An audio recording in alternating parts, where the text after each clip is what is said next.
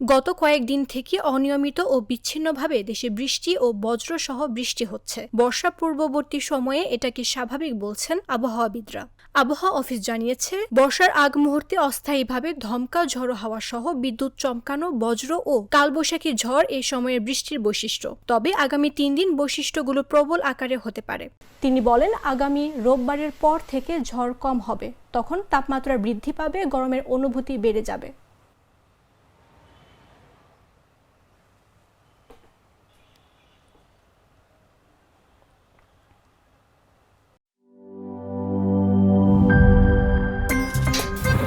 আমার একটা স্মার্ট সিদ্ধান্তে 25% গ্যাসের খরচ কমেছে। ভাবছেন কিভাবে?